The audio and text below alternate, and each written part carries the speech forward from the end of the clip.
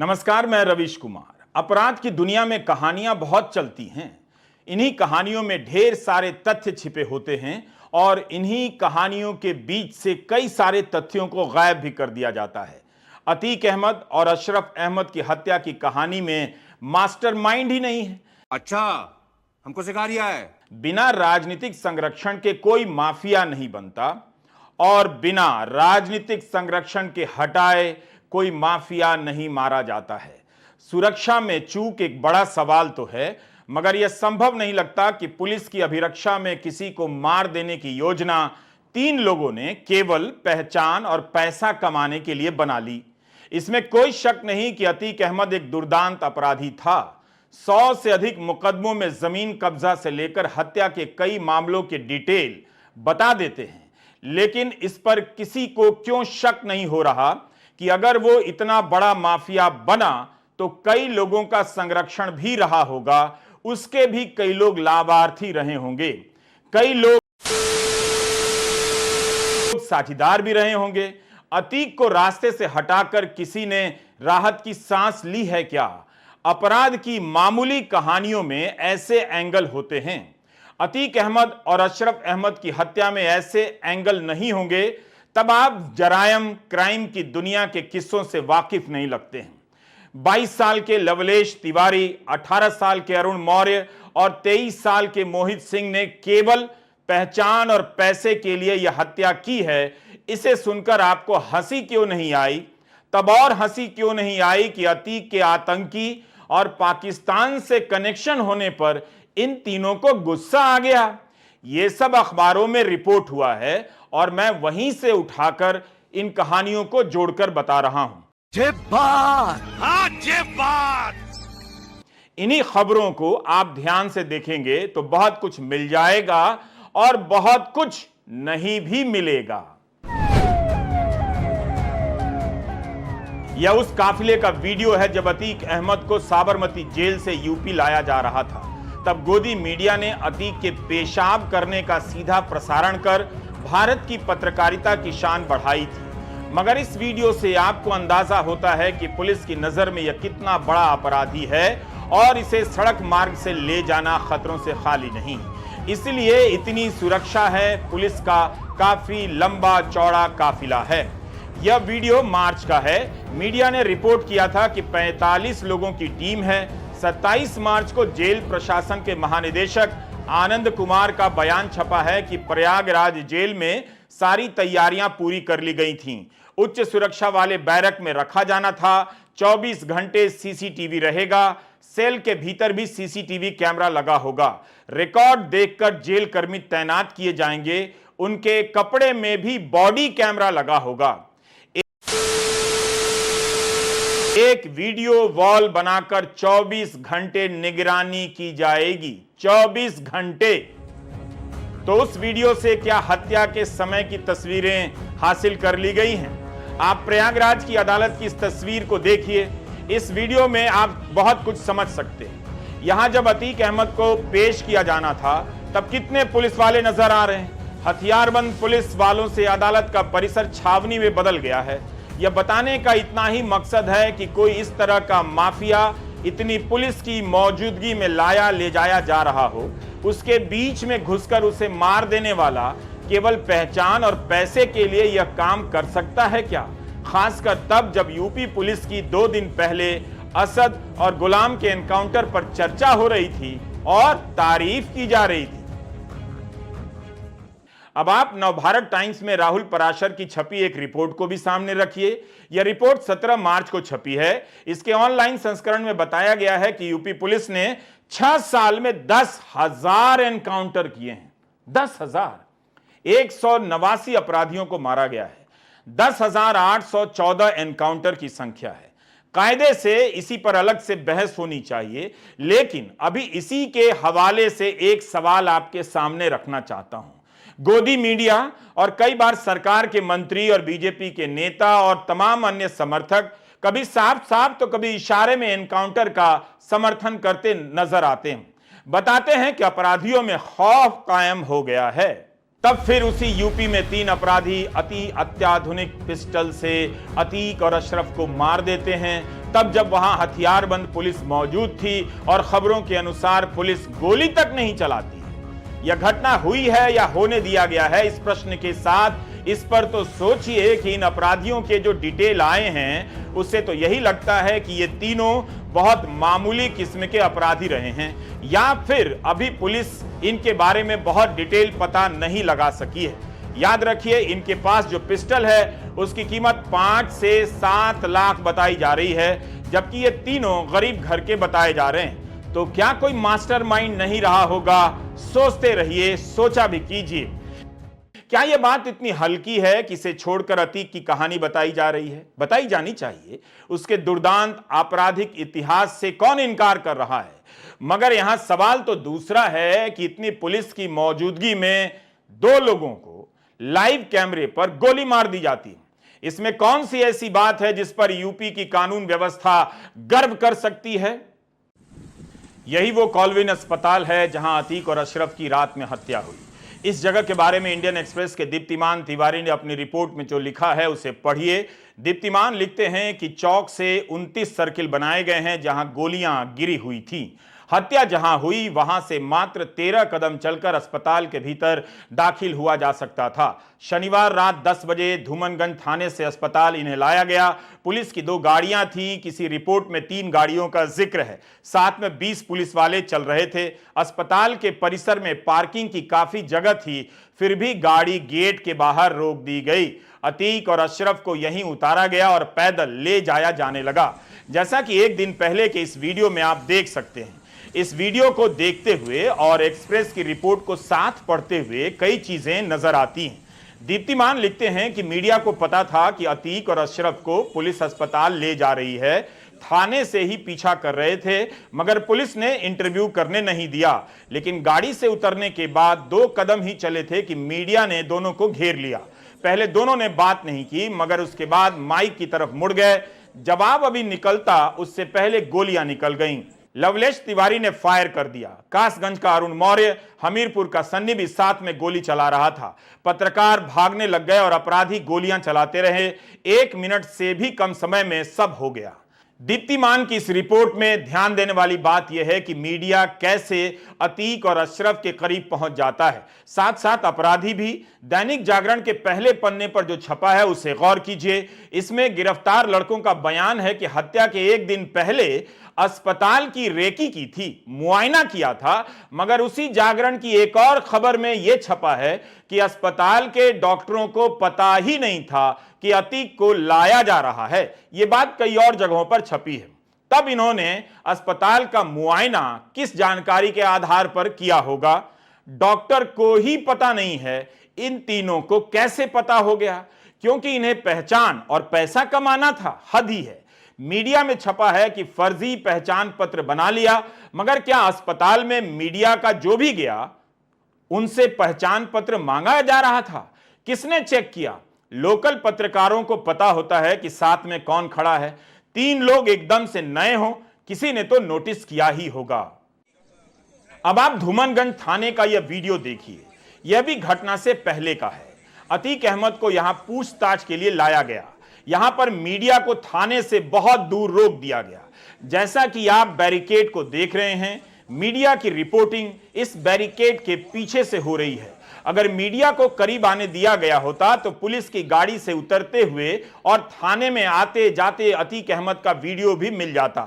अतीक अहमद की तस्वीर मिली या नहीं इसका दावा तो हम नहीं कर सकते, मगर यह एक वीडियो बता रहा है कि उस दिन मीडिया को निश्चित दूरी रखने का कोई निर्देश जरूर रहा होगा। तभी यहां पर सवाल महत्वपूर्ण है कि क्या अतीक और अशरफ को पहले कभी मीडिया से इस तरह मिलने दिया गया या मीडिया को दोनों के करीब आने दिया गया? जिस तरह से हत्या के समय मीडिया के करीब इन दोनों को जाने दिया गया, या मीडिया इनके नजदीक पहुंच गया? यह वीडियो भी हत्या से 1 दिन पहले का है, जब अतीक अहमद को फतेहपुर कौशांबी के लिए ले जाया जा रहा था। आप देख सकते हैं कि सुरक्षा मजबूत है और पुलिस की कई गाड़ियां हैं। हत्या वाले दिन जब पुलिस की गाड़ी से ले जाया गया तो गाड़ियों की संख्या कितनी थी, पुलिस बल कितने थे और फतेहपुर ले जाए जाते समय कितने पुलिस वाले थे, यह सब जांच का विषय है। अमर उजाला में अनूप ओझा की रिपोर्ट की हेडिंग देखिए, हिरासत में अतीक अशरफ की हत्या पुलिस की लापरवाही का नतीजा। रिपोर्ट में अनूप लिखते हैं कि पुलिस की तरफ से हर कदम पर चूक हुई है। रिमांड के दौरान जहां माफिया और उसके भाई के वकील को भी 100 मीटर दूर रहने की इजाजत कोर्ट ने दी थी, वहां मेडिकल मुआयने से पहले अस्पताल के गेट पर मीडिया कर्मियों को सवाल करने की छूट कैसे दी गई, इसका जवाब ढूंढा जा रहा है। अनूप ओझा ने लिखा है कि जिस माफिया अतीक की पेशी के दौरान सुरक्षा में 1000 से अधिक पुलिस, पीएसी और आरएएफ के जवान लगाए जा रहे थे, जेल से बायोमेट्रिक लॉक वाली प्रिजन वैन में लाया जाता था, उसे 2 दिन से धूमनगंज पुलिस थाने की साधारण जीप में लेकर घूमती रही। अनूप आगे लिखते हैं कि इतना ही नहीं, उमेश पाल हत्याकांड में प्रयुक्त असलहों की बरामदगी के लिए कसारी मसारी के जंगल में भी पुलिस अतीक अशरफ को लेकर जीप से ही टहलती देखी गई। इस दौरान एक ही हथकड़ी की चेन में दोनों भाइयों के हाथ बांधकर घुमाया जाता रहा। 3 दिनों से लगातार रात को पुलिस चिकित्सकीय परीक्षण के लिए लेकर अतीक अशरफ को पहुंचती रही। ऐसे में बार बार चिकित्सकीय परीक्षण कराने की वजहों को लेकर सवाल खड़े हो रहे हैं। धूमनगंज के इंस्पेक्टर राजेश कुमार मौर्य का कहना था कि उनकी तबीयत खराब हो गई थी, जबकि अस्पताल के गेट पर शूट आउट से चंद सेकंड पहले तक अतीक सहज तरीके से बात करता नजर आ रहा था। अशरफ ने भी स्वास्थ्य संबंधी किसी तरह की दिक्कत का जिक्र नहीं किया था, यानी ऐसी नौबत नहीं थी कि दोनों भाइयों को लेकर अस्पताल जाया जाए। इंडियन एक्सप्रेस में दीप्तिमान तिवारी ने लिखा है कि हत्या वाले दिन अतीक और अशरफ की गाड़ी अस्पताल के गेट पर रोक दी गई और वहीं उतारा गया, जबकि पार्किंग की कोई कमी नहीं थी। रात में पार्किंग की जगह काफी होती है किसी भी अस्पताल में। अमर उजाला के अनूप ओझा ने भी लिखा है कि सबसे अहम सवाल यह है कि चिकित्सकीय परीक्षण के लिए कॉलविन अस्पताल में गेट के भीतर आपातकालीन चिकित्सा कक्ष तक गाड़ी आ सकती थी, लेकिन सड़क पर बाहर ही दोनों को उतार दिया गया। वहां से उन्हें जब पैदल अस्पताल परिसर में लाया जा रहा था, तब उनके साथ सुरक्षा कर्मी भी गिनती के ही थे। यह सब लिखा है। इतना ही या इस तरह की लापरवाही तब बरती जा रही थी जब 2 दिन पहले ही सीजेएम कोर्ट में पेशी के बाद अतीक और अशरफ पर भीड़ के बीच से हमले की कोशिश की गई थी। 12 अप्रैल को जब अतीक अहमद को साबरमती जेल से लाया जा रहा था, तब शिवपुरी में मीडिया ने पूछा था कि क्या कोई डर है आपको। तब अतीक अहमद ने कहा था कि आप लोग यानी मीडिया वाले हैं तो डर नहीं। और कथित रूप से 3 लोग मीडिया वाला ही बनकर आते हैं, अतीक और अशरफ की हत्या कर देता है। तो बड़ा ही दुखद घटना है साहब, सोच लीजिए। भाई कहीं कहीं के प्रेस वाले कर सकते हैं, बोलिए ना। आज झूठ मूठ के कह दिया कि प्रेस वाला खड़ा होकर पूछ रहा था, तो कहीं प्रेस का लोग ये सब पूछेगा? ये कहीं होता है देश में, दुनिया में कहीं कोई होता है? तो कौन आकर के खड़ा हो गया उस तरह से? तो वहाँ के लोगों को, पुलिस को तो देखना ना चाहिए था पहले से कि आप कोई जेल में हो, उसको इलाज के लिए ले जा रहे हैं या किसी काम के लिए ले जा रहे हैं और रास्ते में हो गया। ये बहुत दुखद है। इस पर तो निश्चित रूप से लोगों को एक्शन करना चाहिए। हमने आज का वीडियो अलग अलग अखबारों में छपी रिपोर्ट के आधार पर तैयार किया है, ताकि हम तमाम सवालों के पीछे के आधार को ढूंढ सकें, आपको दिखा सकें। जाहिर है पुलिस की लापरवाही का मामला हर रिपोर्ट में कहीं खुलकर तो कहीं साफ साफ लिखा गया है। अब यह लापरवाही संयोग की वजह से थी या इसके पीछे कोई था, यानी मास्टरमाइंड, यह सवाल पूछा जाना चाहिए। सफेद पोशों का नाम लेना बना अतीक अशरफ के लिए काल। यह हेडिंग अमर उजाला की है। इसमें लिखा है कि रिमांड पर लिए जाने के बाद अतीक ने बड़े लोगों के नाम गिनाने शुरू कर दिए। इससे कई रसूखदारों की नींव हिलनी शुरू हो गई। माफिया से रिश्ते की आंच कुछ मंत्रियों, नेताओं और अफसरों तक पहुंचने की आशंका थी। अमर उजाला की इस रिपोर्ट में रिपोर्टर का नाम नहीं है, लेकिन अगर माफिया ने मंत्री और बड़े लोगों के नाम लिए हैं तो यह खबर भीतर के पन्ने पर क्यों है? बेशक अमर उजाला ने बड़ा करके छापा है, लेकिन क्या आप गोदी मीडिया के न्यूज चैनलों पर इस सवाल को लेकर एंकरों को चीखते हुए देख सुन पा रहे हैं कि माफिया अतीक ने किस मंत्री का नाम लिया, किस अफसर का नाम लिया, किस बिजनेसमैन का नाम लिया? अमर उजाला की खबर की हम पुष्टि नहीं कर सकते। हम वही बता रहे हैं जो अखबार में छप चुका है। अगर आप हत्या के मास्टरमाइंड के बारे में सोच रहे हैं तो इस बारे में भी सोचते रहिए कि क्या सफेद पोशों ने खुद को बचाने के लिए अतीक और अशरफ को रास्ते से हटा दिया।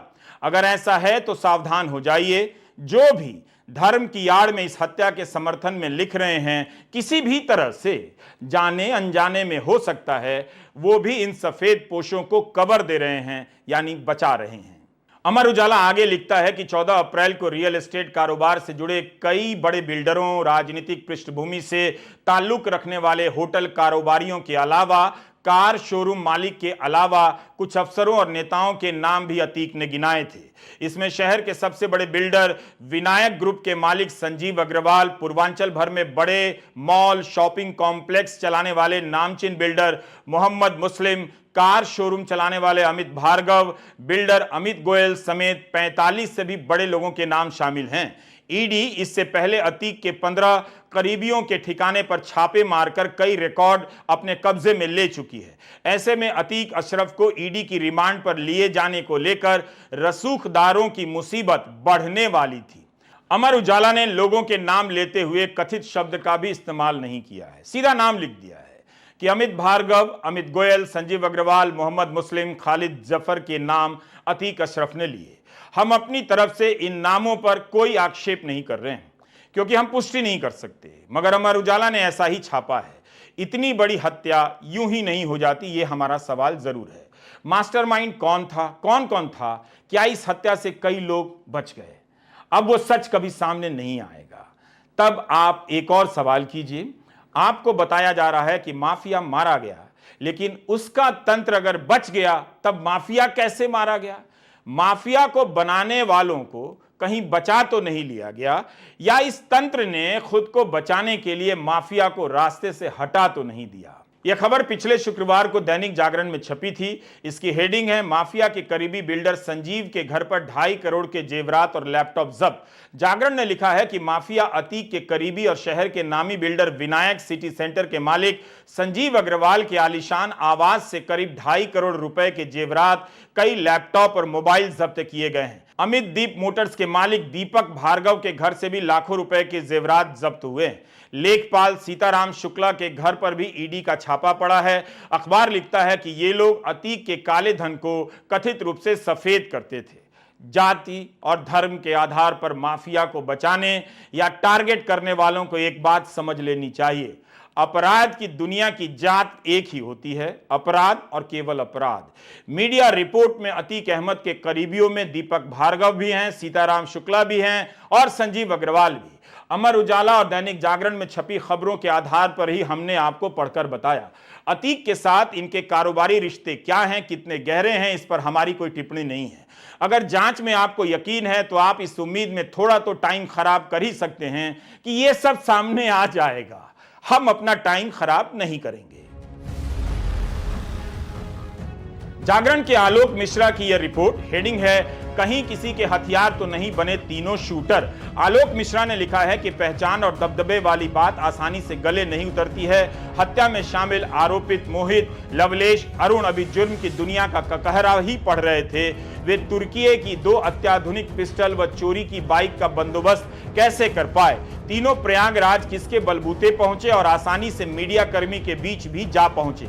यह इतना आसान नहीं जितना बयान हो रहा है। इसी अखबार में संजीव अग्रवाल से लेकर सीताराम शुक्ला का नाम छपा है। अब आलोक अपनी रिपोर्ट में लिखते हैं कि अतीक ने लश्कर तैयबा और आईएसआई से हथियार खरीदने की बात स्वीकार की है। कहीं ऐसा तो नहीं कि इसमें कई बड़े भी बेनकाब होने वाले थे? शूटर मोहित के संबंध यूपी के कुख्यात सुंदर भाटी गिरोह से जुड़े होने की बात भी किसी और कहानी की ओर इशारा करती है। कहीं ऐसा तो नहीं कि पश्चिम से जुड़ा कोई अतीक का मुंह खोलना बर्दाश्त नहीं कर सकता था? इन सवालों से लैस होकर इस हत्याकांड को देखिए तो पता चलेगा कि मामला धर्म का नहीं है। धर्म के नाम पर इसे सही बताने वाले एक गलती जानबूझकर कर रहे हैं।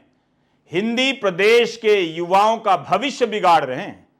ऐसे भावी अपराधियों को इशारा कर रहे हैं कि हत्या तुम करो, हत्यारा तुम बनो, जन समर्थन हम जुटा देंगे। लेकिन ऐसे युवकों को यह खेल समझ लेना चाहिए कि जन समर्थन से कानून नहीं बदलता है, राजनीति इस्तेमाल कर छोड़ देती है। तीनों पुलिस की गिरफ्त में हैं। अब आते हैं बंदूक की थ्योरी पर। अखबारों में इस पिस्टल के बारे में क्या क्या छपा है जिससे हत्या हुई है। तुर्की की पिस्टल है, इसकी कीमत 5 से 7 लाख बताई जा रही है। कहां से यह पिस्टल आई, किसने दिया, इस पर देखते हैं क्या क्या छपा है। जागरण में छपा है कि इन्हें गुस्सा आया क्योंकि अतीक के आतंकी और पाकिस्तान से कनेक्शन थे। मगर उसी जागरण में छपा है कि हत्या में इस्तेमाल पिस्टल पाकिस्तान से आई। लगाइए, अगर दिमाग है तो उसे काम पर लगाइए। वीडियो पूरा देखिए। दैनिक जागरण में छपा है कि सुंदर भाटी के इशारे पर अतीक के हत्यारों तक पहुंची जिगाना पिस्टल। हमीरपुर जेल में हुई थी मुलाकात। यह पिस्टल पाकिस्तान के रास्ते आई है। जागरण ने यह खबर सूत्रों के हवाले से लिखी है। सूत्रों ने दावा किया है कि पश्चिमी उत्तर प्रदेश के कुख्यात सुंदर भाटी के इशारे पर अतीक अहमद के हत्यारों तक जिगाना पिस्टल पहुंची। इस पिस्टल का प्रयोग पंजाब में हुई गायक सिद्धू मूसेवाला की हत्या में भी किया गया था। हालांकि अभी तक यह साफ नहीं हो पाया है कि सुंदर भाटी की अतीक से क्या दुश्मनी चल रही थी। कितनी कहानियां हैं। यूपी की जेलों में बंद कोई अपराधी इस तरह की पिस्टल की सप्लाई कर सकता है? इसका जवाब योगी जी से मांगा जाना चाहिए। फिर लवलेश, मोहित और अरुण के बारे में जितनी भी रिपोर्ट छपी है उससे लगता है कि अपराधी बड़े रसूखदार नहीं है। लगता है इनके पास बहुत पैसा है, ऐसा भी कहीं नहीं छपा है। 18 से 23 साल की उम्र है। अपराधी हैं, आपराधिक पृष्ठभूमि है, मगर उनके पास ऐसा हथियार और महंगा हथियार कैसे आया? आसमान से आ गया या किसी मास्टरमाइंड ने पहुंचा दिया? भारत में इस पिस्टल पर प्रतिबंध है। कमाल है, दावा किया जाता है कि पाकिस्तान की कमर तोड़ दी गई है। अब छापा जा रहा है कि पाकिस्तान से अवैध हथियार आए जा रहे हैं इतनी आसानी से। हमने बस यही किया है, अखबारों में छपी खबरों को आपके सामने रख दिया है। कई बातें साफ हो जा रही हैं, देखिए तो। अमर उजाला ने लिखा है कि इसी पिस्टल से पंजाबी गायक सिद्धू मूसेवाला को भी मारा गया।